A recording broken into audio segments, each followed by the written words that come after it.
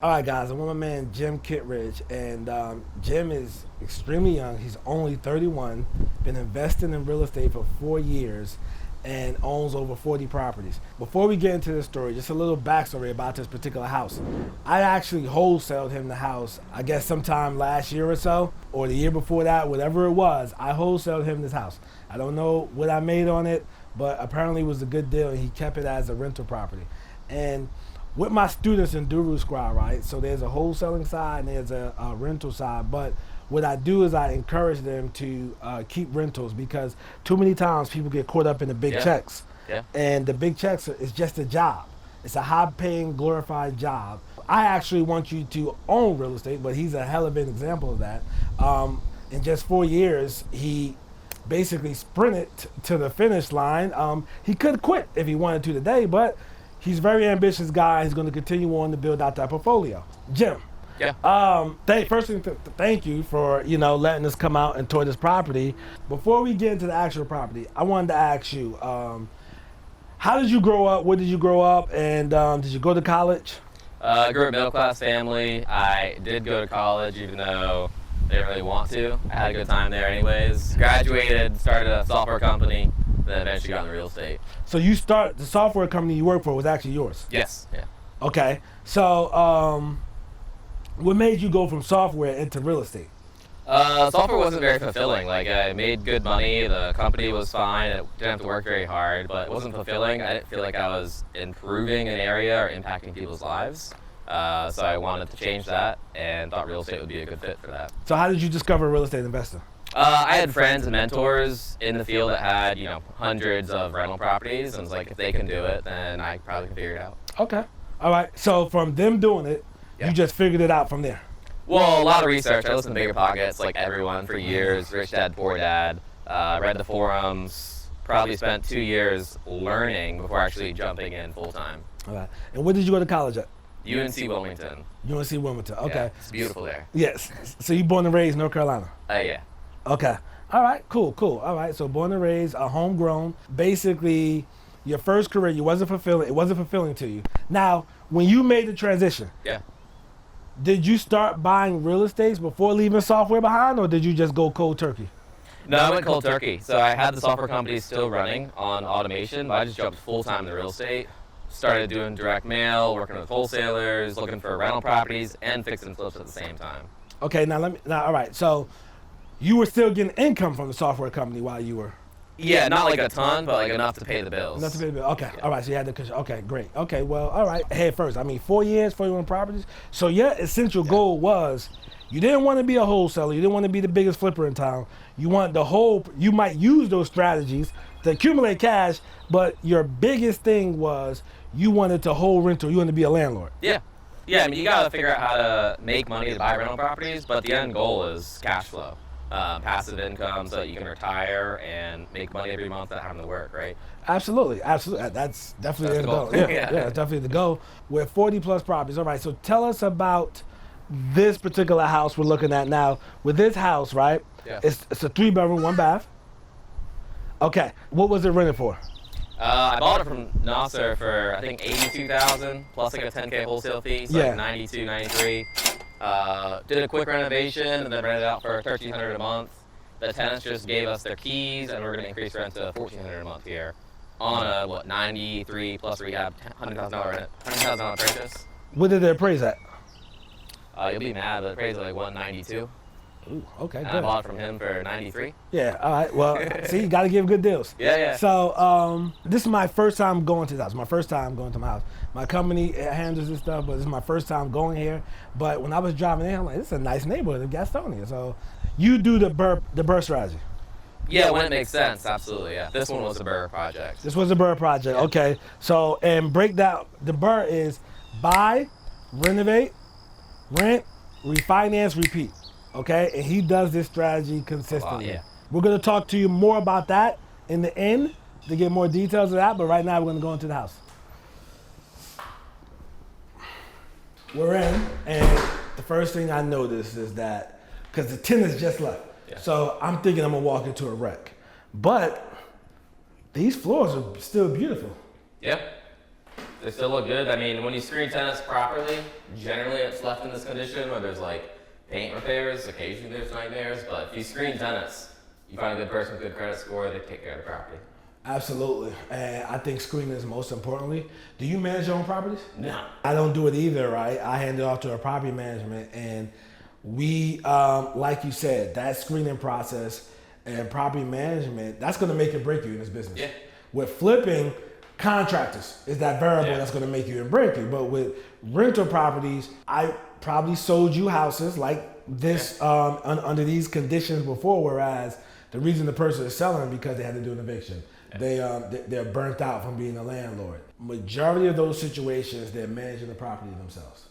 Yep. Yeah, because I would get my head to go crazy if I was doing that. So this is beautiful. So this is the living room. Hardwood floors, perfect condition. This just needs to be cleaned. You could probably get away with touch-up paint in here, man. Yeah, that's it. Yeah, man. Touch-up paint, we're done. Yeah. We're already pre-marketing it, so the tenant gave us the keys, I think on Friday. Management company's pre-marketing it at $1,400 a month, and we'll have this thing leased up probably next week.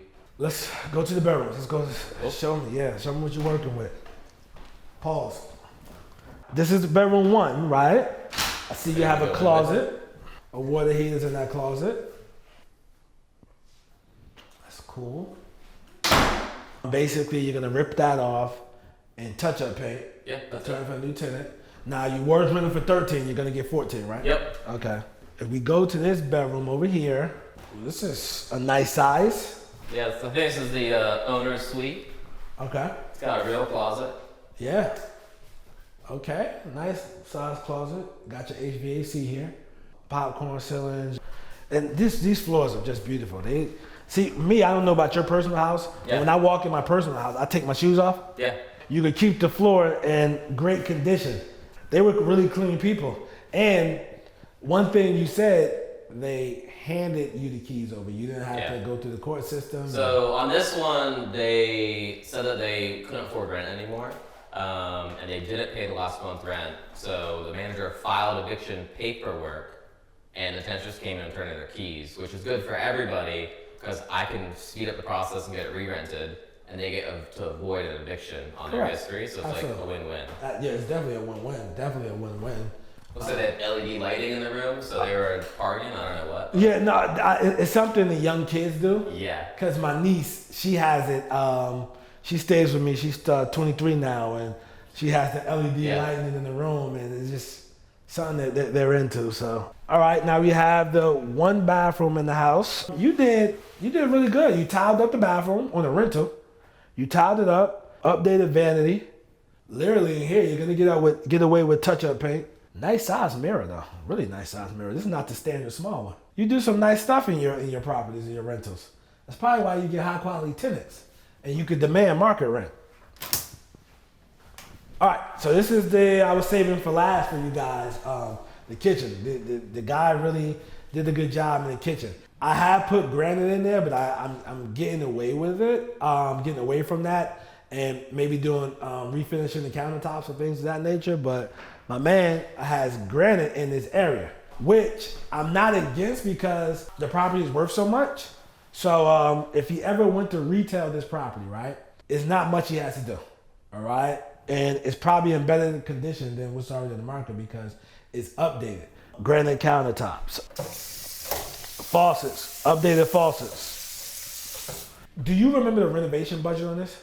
Yeah, we spent, I think it was 13 grand in total. So new appliances, paint, tile the bathroom, change some fixtures, and then refinish cabinets, put countertops on.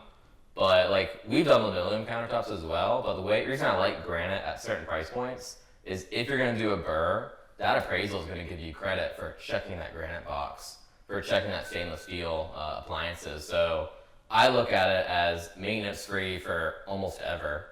And I'm gonna get the money back at a refi, so might as well put granite in. Yeah, but in my real estate career, let me say this: I've been into a property or two whereas the tenants broke the granite. Yeah. Now granite goes back to what you said about screening tenants. Yeah. And they were self-managed properties. I don't know how do you break this.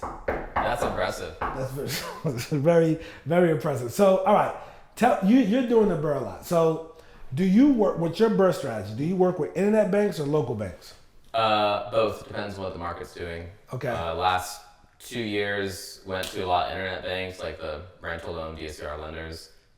Their rates went up really fast, so I went back to my local bank and local relationships, started working with them because their rates just move slower. So I can get a better interest rate. Might not be as attractive terms, but I make more money per month in cash flow and principal pay down. Let me ask you this: Yeah. with your properties, right? So the BRRRR strategy. Walk me through step one to go into the banks. Yeah. So do you want to go step one from the BRRRR strategy or? Step one for the BRRRR strategy. Okay. So first thing you gotta do is you gotta find a good deal. All right. Now, how are you taking down that good deal? So in this case, you find a good deal from a wholesaler. I got this one from you for 93. I had a private lender lend 110 at closing. So I had $17,000 for renovation. I only spent 12. So I've got 110 grand in it total with extra buffer room. I rent it out, and then once it is seasoned, I took it to a local bank. They did an appraisal, and they gave me 75% of the appraised value. Now, what's season? How many months is season? Every lender is different. Most local banks are somewhere between like 6 and 12 months. The better relationship you have with them, the kind of more they will... More lenient. They will be, yeah. When you talk about seasoning requirements, some banks, they say, hey, if you do it cash out, we need you to own this for at least 6 months, for at least 12 months. Yeah. And you'll hear that a lot from the local banks. The online banks, not so much. And what I've learned from experience is with doing this, you find good deals, I find good deals. But when you don't do anything to it, Yeah. like I might say if a deal's worth 110, I get it for $50,000 and there's already a tenant in there. Well, I'm not gonna fix it. But when you're trying to go to a bank, it becomes harder. Like They don't like that at all. Yeah, they don't want to over lend on a property because they've been burned by that in like 2008. So they want to make sure that they are only reimbursing like your cost, your purchase, your renovation. So some local banks will ask for like, show me your invoices for your renovation, and then we'll give you 75% of that or the appraised value, whichever is less. If that's the case, it's not as attractive as just doing 75% of appraised value. You go to the bank. Now, I think we left off of, you got the loan from the private money. Yeah. Then you start shopping to the bank. So let's say in this case, you go to the Mr. Banker. What does Mr. Banker ask you for? Yeah, so the banker's gonna want to see that the property has been renovated. They want to see the improvements you've made. They want to see your current lease, and then they want to see an appraisal. So they're gonna order an appraisal. This one appraised at like $190,000. So the bank wants to see, they'll lend 75% of that, or however much the property will cash flow and be able to cover the debt on it. In this case, they gave us full 75% of the appraised value. So it's like $135,000 or so on the mortgage.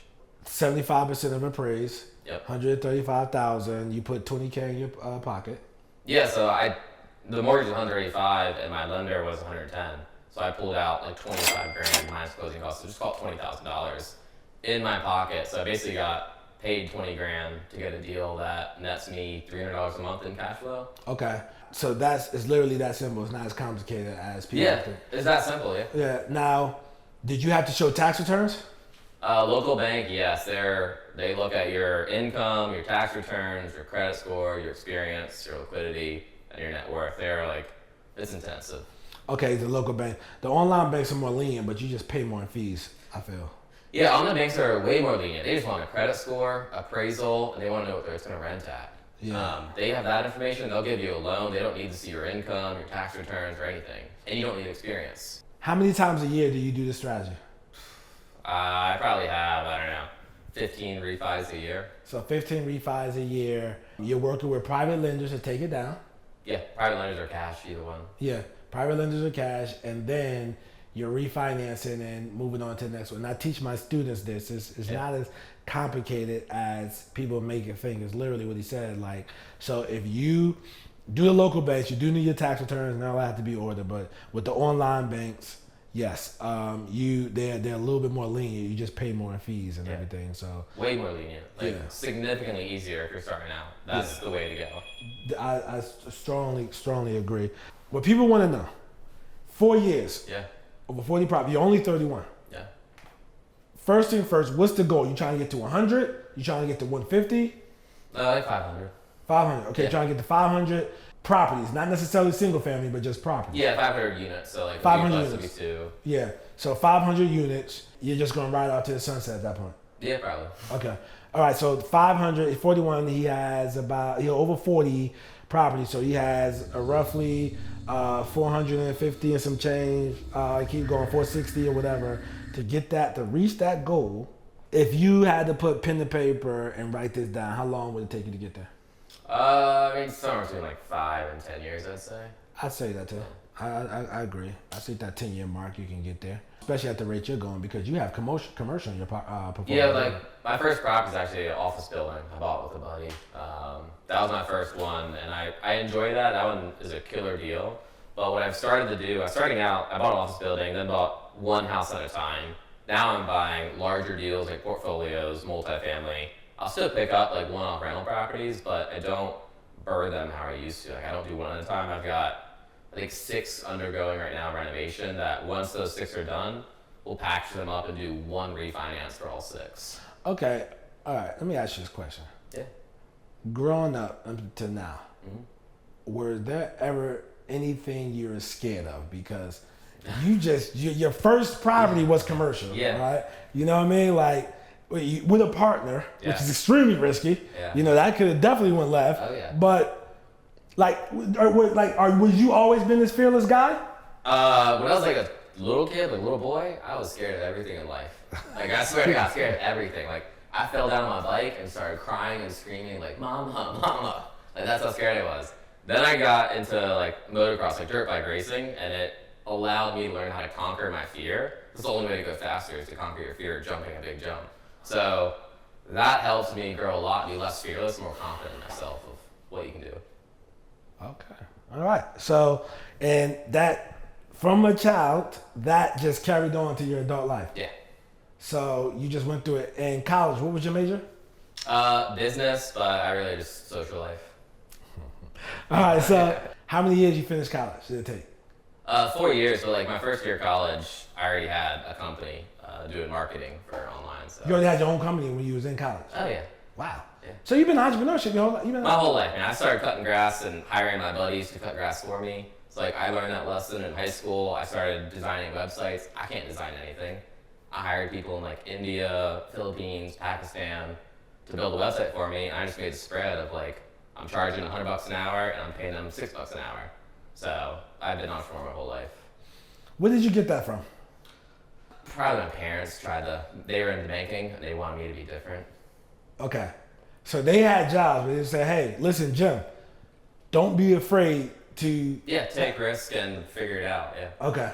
I have friends that, my social circle, that they have jobs, but they teach their kids, like, listen, I don't want you to have to ask somebody for a job, so don't be afraid to do this. Don't be afraid to take risks, etc. So somebody, and I want you to give some advice, and I know you're doing a little bit of teaching, but for somebody, right, that's, because on your social media, you encourage people, you try to show them the way, but in your stories, that's when the good content is, in your stories. Yeah. But let's say they have a good career, right? A good career, they make 120, 100, but somewhere between 90 and 120, and they live in an affordable place. So when I say affordable, outside New Jersey, New York, California, DC, Connecticut, but so the 120 really means something there. Yeah. What's step one? Do you think somebody needs to have money to start this model? It's a good question. So like, if you have a W-2 job, you're making good money, like 120 a year, and you don't like hate your job, you are very bankable to a local bank because like they like seeing that W-2 income that you've got history on. So I would say start buying rental properties and just put in 25% down. Try to find good deals, but start buying try to get 1 a year, 2 a year, 3 a year, and that really builds on itself with appreciation, cash flow, your principal pay down. So I'd say if you have a job, go buy properties. If you have no money or you don't have a good job, the first thing you have to do is figure out how to make money. Good ways to do it are like wholesaling, fix and flipping. Those are like the 2 easiest ways to make a ton of money. Like most of my rental properties I bought with money from fix and flips. Yeah. I didn't just walk in with a couple $1 million in cash and say, Right. let's buy rentals. Yeah, no, and same here. I built my portfolio, what I have, my portfolio, what I have, what I've done. I built that through wholesaling and flipping. So you accumulate cash, you buy rentals, you buy rentals, you buy rentals, and I don't know for you, but for me, when I started buying rentals the correct way, I had to learn about creative real estate and investing. It kind of like messed with me mentally, but I had good people and mentors around me. Messed with me mentally, like, damn, I gotta park $15,000 to $20,000 here to make $300-400 a month, man. Oh, man, I'd rather have a quick. But if I sell it, I can make $15,000 one shot. You know what? I'll keep it. Yeah. And I kept doing that, and I'm glad I did. Yeah. Because what happens, the stacking method, stacks, and now your portfolio does, grosses well over six figures. Mine does. I think I'm at like 140, 150 in passive income, gross or something. I don't know, but that's just gross. And it was a time in my life whereas like I dreamed about making 6 figures in rental income, but it can happen so fast just by stacking and taking those risks and not focusing on one.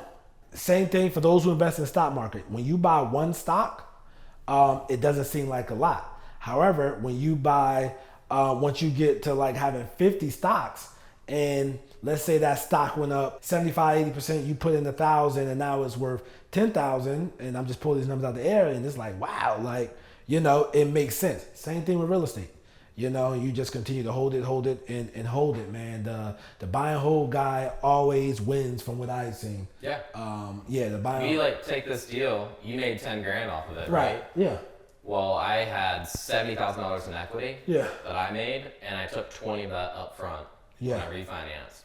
You do that multiple times, like I'm making significantly more money than the wholesaler in the long term. Yeah. It's like if you're wholesaling, try to keep the best deals. I know you do the same thing. Yeah. When I saw you send this deal out, I was like, he's not picking this up. Like, I want to buy this. Yeah, and the thing about it with this particular area, there's the growth in Charlotte is not going to stop. It's just going to continue to go wider. Yeah. So, and this area will continue to go up and they're investing in the city. But Jim, if people want to get in touch with you, how do they get in touch with you? Could you give them out your social media? And I'm going to put it in the description too. Yeah, Instagram is Jim Kitt, Kitt. That easy. Follow me on there. Facebook, YouTube, Jim Kitt. Jim Kitt, Facebook, YouTube, and IG. And if you get with him on social media, I'm going to put his links in the description. If you get with him on social media, please make sure you look at the stories, because that's where the entertaining and the good stuff is. My stories are wild. I just post some wild stuff, but his stories are actually good, entertaining, educational. All right, man. Jim, man, thanks for having us on, bro. I really appreciate it, bro. Yeah, man. Yeah, man. Looking forward to doing more with you, man. And I'm going to put his YouTube channel, so make sure you guys subscribe to his YouTube channel and just reach out to him, man, if you want to get, build a big, massive portfolio, man. So I make sure you guys watch the next video that's next to me, and I'll see you in the next vid. Peace.